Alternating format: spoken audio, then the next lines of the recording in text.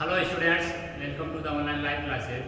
बच्चों, पिछली क्लास में हमने जो है वो जो पढ़ा टॉपिक वो है हमारा जो अग्रिम सूर्योदय और विलंबित सूर्यास्त। इसके अलावा हमने एक टॉपिक और पढ़ा था, वो था हमारा पूर्ण आंतरिक परावर्तन। ये दो चीज़ें हमने पिछली क्लास में पढ़ी थी। आज की इस क्लास में हम जो पढ़ने जा रहे हैं वो है प्रकाश का वर्ण विक्षेपण। तो आज की हमारी हेडिंग है प्रकाश का वर्ण विक्षेपण। प्रकाश का वर्ण विक्षेपण क्या चीज है वो समझिए बच्चों। प्रकाश के वर्ण विक्षेपण के अनुसार कि जब भी प्रकाश किरण पुंज या प्रकाश है श्वेत प्रकाश, दृश्य प्रकाश जिसको हम कहते हैं, वो श्वेत प्रकाश जब भी किसी कांच के प्रिज्म से होकर टकराएगा या कांच के प्रिज्म से होकर गुजरेगा तो वो प्रकाश है, उसका प्रकाश है वो 7 वर्णों में बंट जाता है, जिसे हम पर्दे पर उतार सकते हैं। और वो जो पर्दे पर प्राप्त होने वाला जो 7 रंग का प्रकाश होता है उसको हम क्या कहते हैं, स्पेक्ट्रम कहते हैं। उसको सप्तवर्ण स्पेक्ट्रम कहा जाता है। क्या कहा जाता है बच्चों? सप्तवर्ण स्पेक्ट्रम कहा जाता है। और ये जो घटना कहलाती है, ये घटना कहलाती है प्रकाश का वर्ण विक्षेपण। ठीक है। अब प्रकाश के वर्ण विक्षेपण में यानी श्वेत रंग का जो प्रकाश है वो आपका 7 रंगों में जो बनता है वो आपका स्पेक्ट्रम है। उस घटना को हम प्रकाश का वर्ण विक्षेपण कह रहे हैं। तो ये श्वेत जो प्रकाश है वो 7 रंगों में क्यों बनता था? तो इसका कारण होता है कि जो प्रकाश है जो 7 रंगों से मिलकर बना है, दरअसल वो आपका जब भी किसी मतलब माध्यम से होकर गुजरेगा तो उसके जो अलग अलग रंग का जो प्रकाश है उसका वेग भी उस माध्यम में क्या होगा बच्चों, अलग अलग होगा। तो जो 7 रंग है जिसको हम विप्टियोर या सिद्धांत से हम याद रखते हैं, वो जो प्रकाश के जो 7 रंग है उसमें सबसे ज़्यादा जो आपका जो वेग होता है वो लाल रंग का होता है। किसका होता है? लाल रंग का जो वेग है वो सबसे ज़्यादा होता है। और सबसे कम होता है वो वेग जो है या जो चाल है वो बैंगनी रंग की होती है। तो जिसकी चाल सबसे कम होगी वो प्रकाश सबसे ज़्यादा मुड़ेगा, और जिसकी चाल सबसे ज़्यादा होगी वो प्रकाश किरण है वो सबसे कम मुड़ेगी। तो कहने का मतलब है कि जो वर्ण विक्षेपण में जो 7 रंग जो होंगे वो जो प्राप्त होंगे और जो स्पेक्ट्रम प्राप्त होगा सप्तवर्ण स्पेक्ट्रम, उसमें सबसे कम मुड़ने वाला प्रकाश अगर पूछे तो वो होगा आपका लाल रंग का, और वो सबसे जो ज़्यादा मुड़ने वाला प्रकाश होगा वो आपका बैंगनी रंग होगा। तो हम लिख सकते हैं प्रकाश के वर्ण विक्षेपण में कि जब सूर्य का प्रकाश कांच के प्रिज्म में से होकर गुजरता है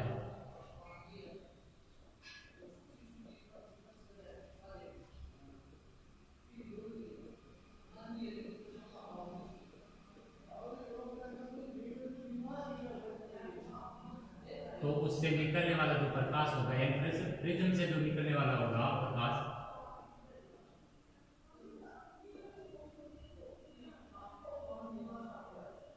यानी प्रिज्म से जो निकलने वाला प्रकाश होगा वो सप्तवर्ण यानी 7 रंग के रूप में, सप्तवर्ण के प्रतिरूप, सप्तवर्ण प्रतिरूप में प्राप्त होता है। यानी प्रिज्म से निकलने के बाद प्रकाश कितने रंगों में बन जाएगा? 7 वर्णों में, जिन्हें हम सप्तवर्ण कह सकते हैं। और आगे जाकर इसको क्या कहते हैं? सप्तवर्ण स्पेक्ट्रम, जिसे हम पर्दे पर प्राप्त कर सकते हैं। इस सप्तवर्ण के प्रकाश को हम कहाँ पर प्राप्त कर सकते हैं? पर्दे पर प्राप्त कर सकते हैं। प्रयोगशाला में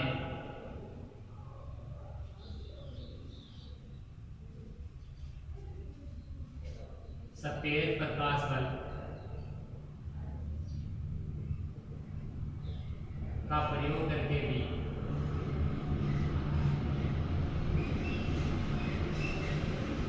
सप्तवर्ण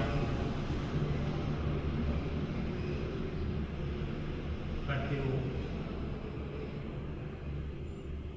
बनाया जा सकता है। यानी प्रयोगशाला में अगर हमें सप्तवर्ण प्रतिरूप चाहिए तो हम सफेद प्रकाश बल्ब का प्रयोग कर सकते हैं।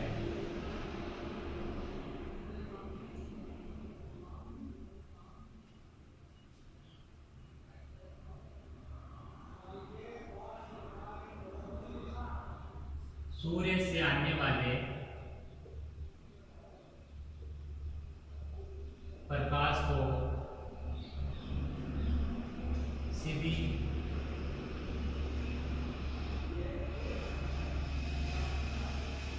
आंख से सीधा नहीं देखना चाहिए। आंख से सीधा देखने का मतलब है बगैर किसी उपकरण के यूज किए, जैसे गॉगल्स है यानी चश्मा है या फिर इस प्रकार के जो लेंस है उनको यूज किए बगैर हमें जो सूर्य का प्रकाश है उसको सीधा नहीं देखना चाहिए, क्योंकि इससे क्या होगा, हमारी आंखें हैं उनकी रोशनी जा सकती है, अन्यथा आंखों की रोशनी जा सकती है।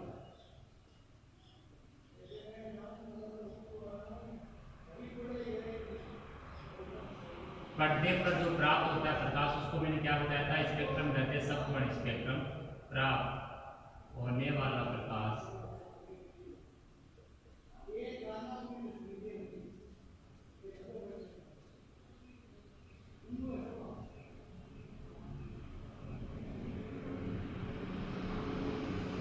सप्तवर्ण स्पेक्ट्रम कहलाता है।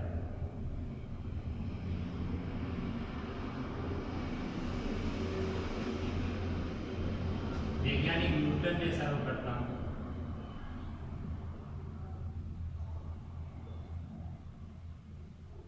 यह सिद्ध किया था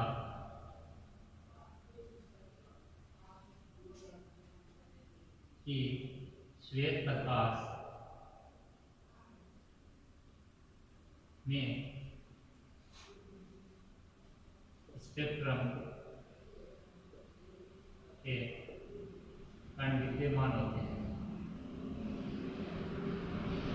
जैसा कि मैंने बताया कि प्रयोगशाला में जो आपका बल्ब है उससे भी श्वेत जो प्रकाश वाला बल्ब है उससे भी हम सप्तवर्ण स्पेक्ट्रम प्राप्त कर सकते हैं। और ये प्रयोग न्यूटन ने 16वीं शताब्दी में कर लिया था। उन्होंने बता दिया था कि जो श्वेत प्रकाश है यानी श्वेत प्रकाश का जो सोर्स है उससे भी हम सप्तवर्ण स्पेक्ट्रम प्राप्त कर सकते हैं, क्योंकि उस प्रकाश में स्पेक्ट्रम के कण या स्पेक्ट्रम के गुण विद्यमान होते हैं।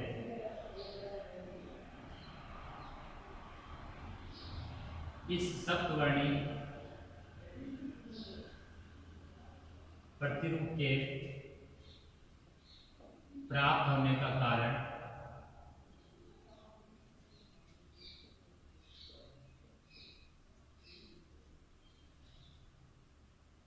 यह है कि भिन्न भिन्न रंग के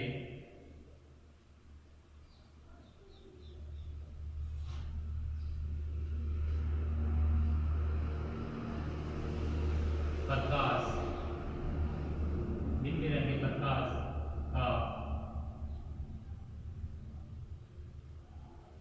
किसी भी माध्यम में वेग ही भिन्न भिन्न होता है।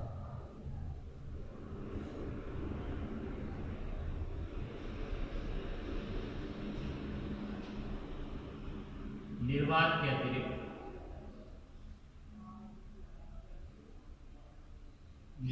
अतिरिक्त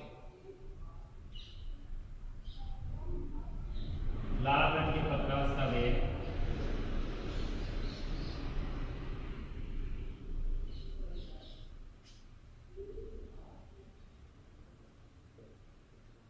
बैंगनी रंग के निर्वात के अतिरिक्त जो लाल रंग है उसके प्रकाश का वेग है वो बैंगनी रंग के प्रकाश से हमेशा क्या होता है, ज्यादा होता है।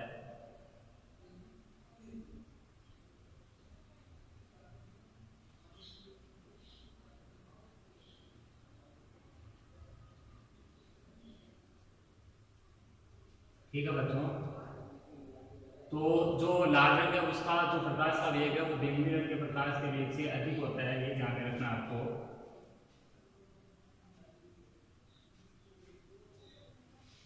तो जिसका वेग है कम होगा बच्चों वो किरण ज्यादा मुड़ेगी, ये ध्यान में रखिए कि जिसका वेग कम होगा वो ज्यादा मुड़ेगी और उसे प्रिज्म से टकराने के पश्चात वो जिसका वेग है ज़्यादा होगा वो कम उड़ेगी।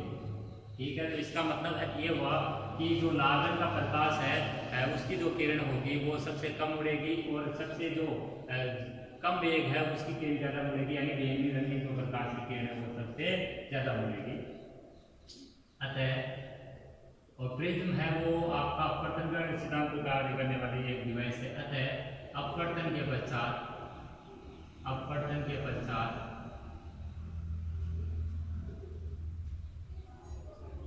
बैंगनी रंग की किरण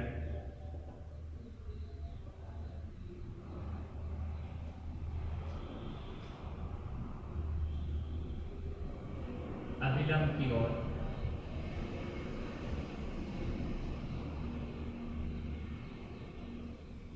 सबसे ज्यादा मुड़ जाती है।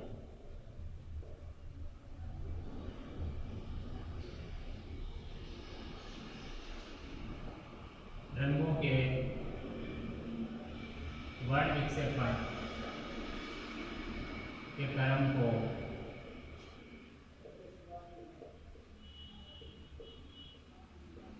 विब्जियोर, ये वर्ड याद रखना आपको, बेनिला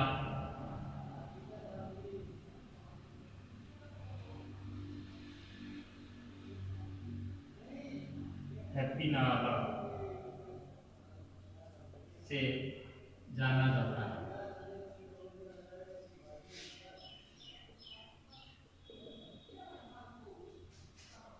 विब्जियोर में बी का मतलब होता है वोयलेट यानी बैंगनी, तो बे हो गया इसका। आई का मतलब होता है इंडिगो यानी नीला, तो नी हो गया। बी का मतलब आपका यहाँ पर आसमानी हो गया ब्लू, और जी का मतलब ग्रीन यानी हरा हो गया। ये का वाई का मतलब हो गया येलो यानी पीला हो गया। ओ का मतलब ऑरेंज यानी नारंगी हो गया। आर का मतलब लाल हो गया। तो बेनिया हैप्पीनाला से भी आप इसे 7 रंगों को याद कर सकते हो, इस क्रम को याद रख सकते हो।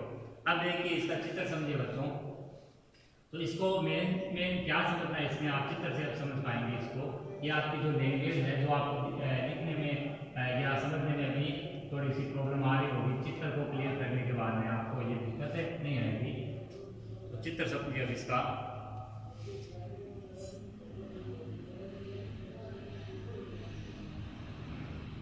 ये आपका एक प्रिज्म दिया बच्चों,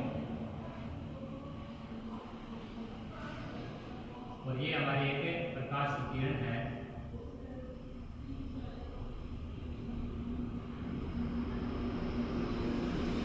ये जो प्रकाश किरण है ये प्रिज्म से आगे टकरा रही है।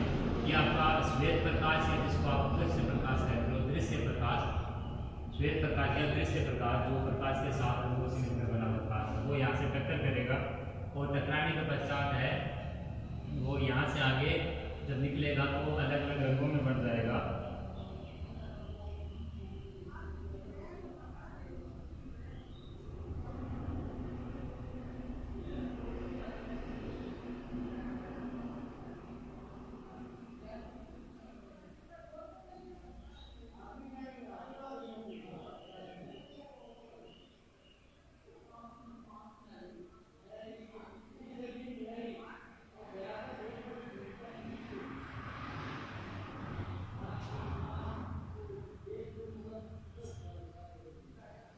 ये आपका पर्दा है। इस पर्दे पर हमने इस 7 रंगों के प्रकाश को प्राप्त किया है, जिसे हम क्या कहेंगे, श्वेत वर्ण स्पेक्ट्रम कहेंगे।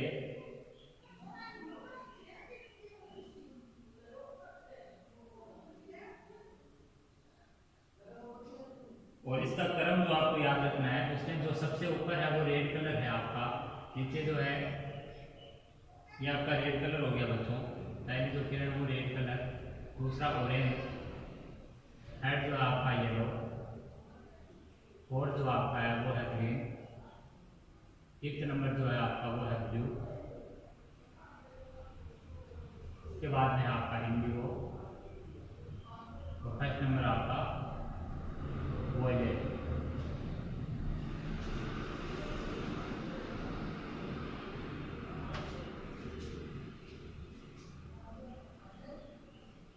यह है चित्र आपका श्वेत प्रकाश का वर्ण विक्षेपण।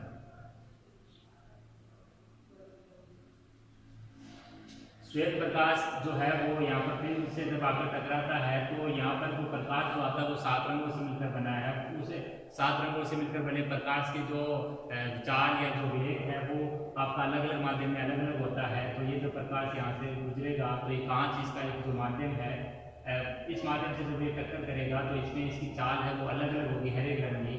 तो चाल में जो अलग अलग चाल होने की वजह से क्या होगा बच्चों, जो प्रकाश है आपका वो जब आगे यहाँ पर एक पर्दे पर प्राप्त होगा तो इसको पर्दे पर जो 7 रंग का जो एक प्रकाश प्राप्त होता है इसको हम सम्मिलित रूप में क्या कहते हैं, श्वेत वर्ण स्पेक्ट्रम, प्रकाश का श्वेत वर्ण स्पेक्ट्रम कहेंगे इसको। और ये जो यहाँ पर जो प्रकाश की किरण का जो मुड़ना होता है उसी को हम वर्ण विक्षेपण कहते हैं। यानी ये जो प्राप्त हो रहा प्रकाश का जो समूह है उसको तो हम वर्ण विक्षेपण कहेंगे या फिर स्पेक्ट्रम कहेंगे इसको तो। लेकिन ये जो प्रकाश यहाँ से टक्कर करने के बाद में मुड़ता है इसको हम क्या कहेंगे, प्रकाश का वर्ण विक्षेपण। विक्षेपण का मतलब होता है प्रकाश की किरणों का मुड़ना। तो ये जो हर एक रंग की प्रकाश की चाल या वेग को अलग अलग होने की वजह से हर एक रंग का प्रकाश है अलग अलग आपका एंगल से मिलेगा। कुछ प्रकाश है वो ज़्यादा मुड़ेगा, कुछ प्रकाश है वो कम मुड़ेगा। तो इसमें यही बताया मैंने कि जो वॉयलेट रंग का जो प्रकाश है उसकी चाल सबसे कम होती है, इसलिए वो सबसे ज़्यादा मुड़ेगा। रेड वाला जो कलर का जो प्रकाश होगा उसकी जो रफ्तार है वो सबसे ज़्यादा होगी, इसलिए वो कम मुड़ेगा। तो चित्र में आपको रेड कलर का प्रकाश सबसे कम मुड़ा हुआ दिखाई दे रहा है और बाकी जो वॉयलेट रंग का जिसकी रफ्तार सबसे धीमी है वो सबसे ज़्यादा मुड़ा हुआ नजर आ रहा है। ये कहलाता है प्रकाश का वर्ण विक्षेपण। और इस प्रयोग को सबसे पहले किसने किया था, सर आइजैक न्यूटन ने किया था 16वीं शताब्दी में। तो ये है प्रकाश का वर्ण विक्षेपण।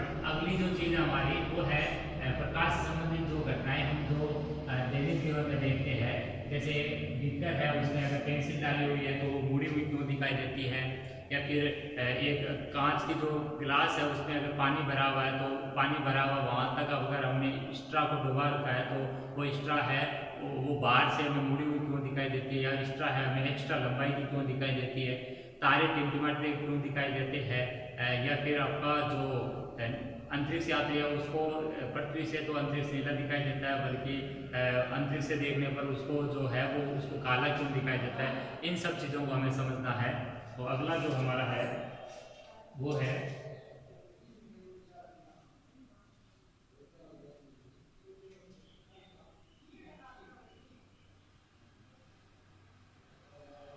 पानी में डूबी हुई पेंसिल का मुड़ा हुआ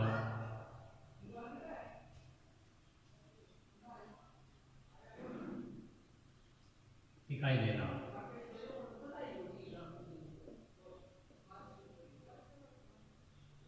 यानी पानी में अगर हम एक पेंसिल को डुबो देते हैं तो वो मुड़ी हुई क्यों दिखाई देती है बच्चों, उसका कारण क्या होता है कि जब पेंसिल को हम पानी में डुबो देते हैं तो जो प्रकाश है जो पेंसिल जो अंदर डूबे हुए पानी में तो वहाँ से जो प्रकाश हमारे तक पहुँचता है उस प्रकाश की बजाय जो पानी से बाहर जो पेंसिल का हिस्सा है वहाँ से जो प्रकाश आता है वो हमें दोनों जो प्रकाश आएंगे वो हमें भिन्न भिन्न दिखाई देंगे। क्या दिखाई देंगे, भिन्न भिन्न दिखाई देंगे, भिन्न भिन्न दिशा से आते हुए प्रतीत होंगे। यही कारण है कि हमें जो पेंसिल है वो मुड़ी हुई दिखाई देती है और अंदर है पानी में जो डूबी हुई है उसका हिस्सा वो अंदर से थोड़ा उठा हुआ दिखाई देता है, ऊपर उठा हुआ दिखाई देता है। इसके अलावा पेंसिल जो है हमें एक्स्ट्रा लॉन्ग दिखाई देती है, यानी ज़्यादा थोड़ी लंबी दिखाई देती है। ये सारे कारण किसकी वजह से होते हैं कि पेंसिल को अगर जो अंदर का हिस्सा है वहाँ से जो प्रकाश हमारे आंखों पर पहुँचता है उसकी बजाय पेंसिल का जो हिस्सा जो बाहर है जो पानी में डूबा हुआ नहीं है वहाँ से जो प्रकाश हमारी आंखों पे आता है वो हमें भिन्न भिन्न दिशा से आता हुआ प्रतीत होता है। जबकि आना तो वो एक ही दिशा से प्रतीत होना चाहिए था, लेकिन वो भिन्न भिन्न दिशा से प्रतीत होने की वजह से हमें पेंसिल है वो मुड़ी हुई और एक्स्ट्रा लॉन्ग और पानी के अंदर रुकी हुई दिखाई देती है। इसका कारण आप देख सकते हो कि पेंसिल के पानी में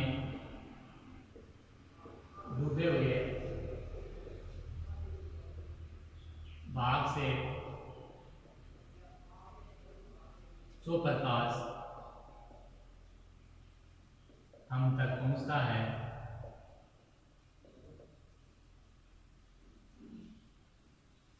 वह पेंसिल के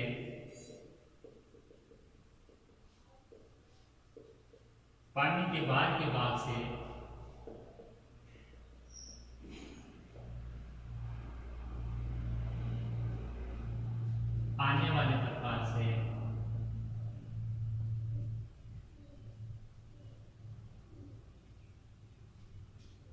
दिशा से आता हुआ प्रतीत होता है।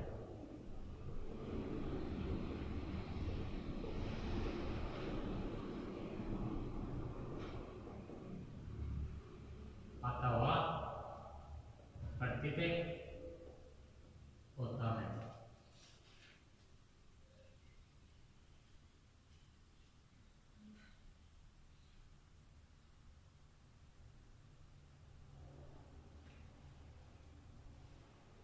इसलिए पेंसिल का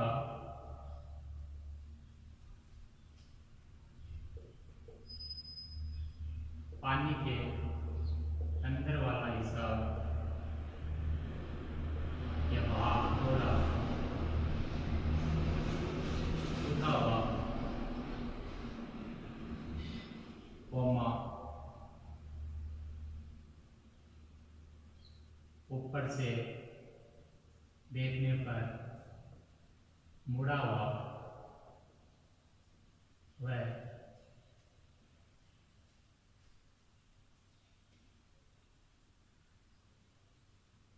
आवश्यकता से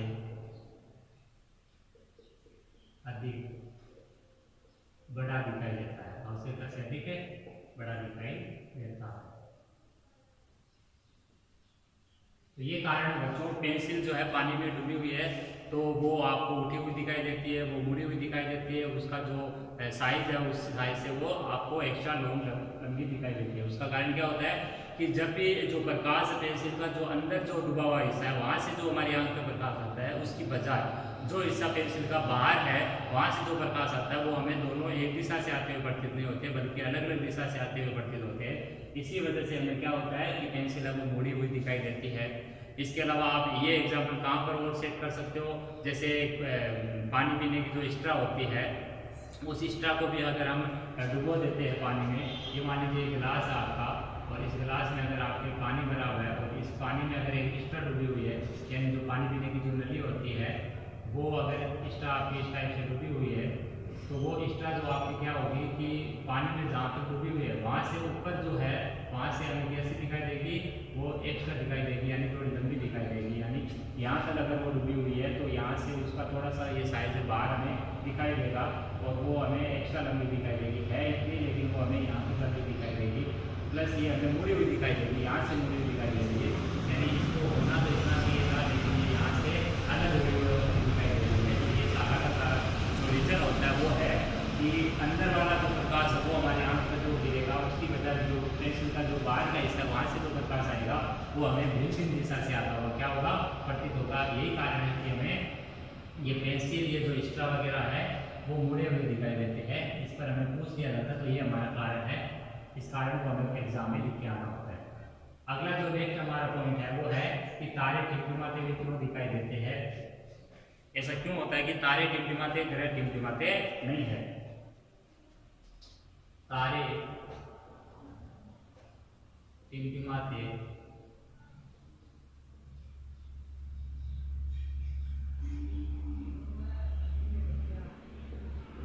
वे दिखाई देने का कारण,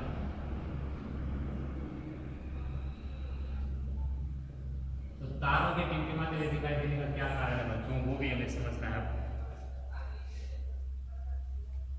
तारे टिमटिमाते हुए क्यों दिखाई देते बच्चों की, जो तारों से जो प्रकाश आता है दरअसल वो वायुमंडल की विभिन्न परतों से होकर गुजरता है, और जब वो प्रकाश है वायुमंडल की विभिन्न परतों से होकर गुजरेगा तो क्या होगा कि जो वायुमंडल की जो परतें हैं उनका अलग अलग घनत्व होगा, और अलग अलग घनत्व होने की वजह से ही जो है उनका जो प्रकाश है उसका अपवर्तनांक का मान भी क्या होगा, अलग अलग होगा। ठीक है, अलग अलग जो परतें हैं उनका अलग अलग घनत्व होगा, तो वहाँ पर उसका जो प्रकाश का जो अपवर्तनांक है उसका माध्यम का जो मान होगा, अपवर्तनांक का मान होगा वो भी बदलता रहेगा। और अपवर्तनांक का मान बदलने का मतलब है कि हमारे तक जो प्रकाश आएगा, जो आएगा प्रकाश, वो प्रकाश है हमें अलग अलग रंगों में बटा हुआ दिखाई देगा। यही कारण है कि तारे जो प्रकाश है वो हमारी आंख तक जब पहुँचेगा तो हमें तारे कैसे दिखाई देंगे, टिमटिमाते हुए दिखाई देंगे। तो अहम जो कारण है प्रकाश जो तारों से टिमटिमाने का वो यह है कि प्रकाश जो तारों से निकलकर हम तक पहुँचेगा तो वायुमंडल की विभिन्न परतों से होकर गुजरेगा, और वायुमंडल की विभिन्न परतों का अपना अपना अलग क्या होता है घनत्व होता है, जिसकी वजह से उस प्रकाश का भी क्या होगा, अलग अलग अपवर्तनांक होगा, मान उसका अपवर्तनांक का वो अलग अलग होगा अलग अलग माध्यम में, जिसकी वजह से जो प्रकाश है वो उसका जिसका अपवर्तनांक सबसे जो ज़्यादा होगा वो प्रकाश है हमें ज़्यादा हमारे आंखों तक गिरेगा और इसी वजह से हमारे जो तारे हैं हमें टिमटिमाते हुए महसूस होते हैं। तो ये तारों का टिमटिमाना भी अपवर्तन की घटना का एक परिणाम है।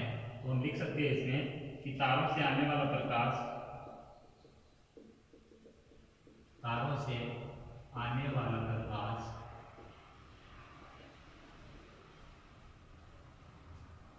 हमारी आंख तक पहुंचने से पहले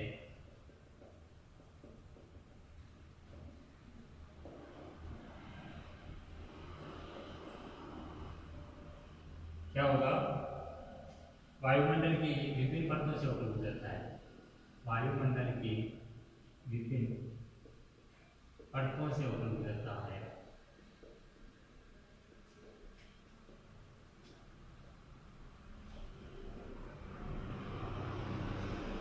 इन परतों का घनत्व है,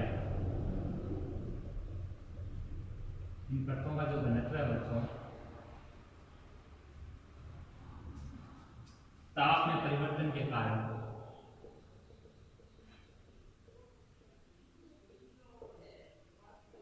अनियमित होता है। कैसा होता है? अनियमित।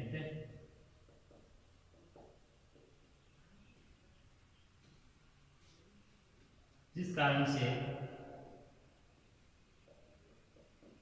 अपवर्तनांक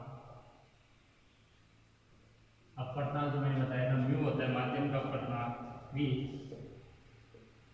परिवर्तित होता रहता है।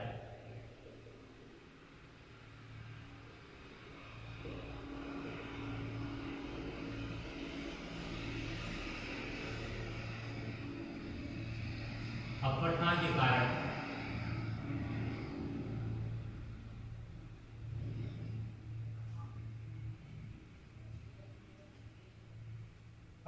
के कारण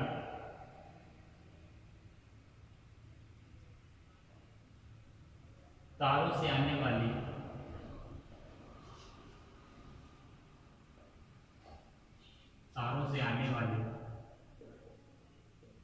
किरणें लगातार अपना मार्ग बदलती रहती है। क्या करती रहती है? मार्ग बदलती रहती है तथा हमारी आंख तक पहुंचने वाले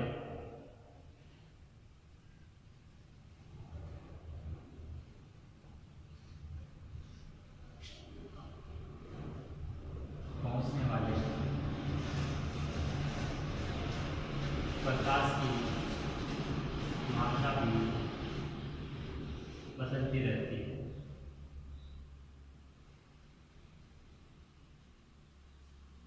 जिस कारण तारे टिमटिमाते हुए दिखाई देते हैं।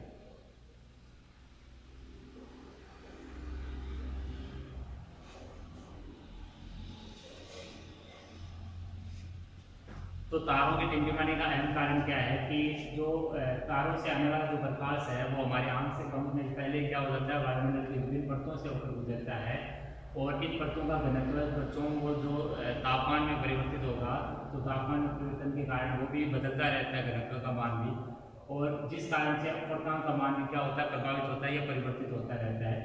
क्योंकि अपवर्तनांक में जो बदलाव होगा तो तारों से आने वाली जो किरणें हैं वो लगातार अपना मार्ग है, अपना रास्ता क्या होती रहेगी, बदलती रहेगी और हमारी आंख तक पहुंचने वाला जो प्रकाश है उसकी मात्रा में भी क्या होगा, बदलाव होगा। यानी जो प्रकाश है वो अपना मार्ग बदलेगा, तो मार्ग बदलेगा तो जाहिर सी बात है उस प्रकाश की जो मात्रा है वो भी कम ज़्यादा होती रहेगी, तो मात्रा में बदलाव होता रहता है, जिस कारण से तारे क्या होते हैं, टिमटिमाते हुए दिखाई देते हैं। तो आज की इस क्लास को यहीं पर विराम देंगे। आई होप ये सेशन आपको अच्छा लगा होगा। अच्छा लगा है तो यूट्यूब चैनल पर आप बने हुए हैं तो इस सेशन को लाइक करें, शेयर करें और ज़्यादा से ज़्यादा बच्चों को इसको शेयर करें और नोटिफिकेशन बेल को जरूर प्रेस करें।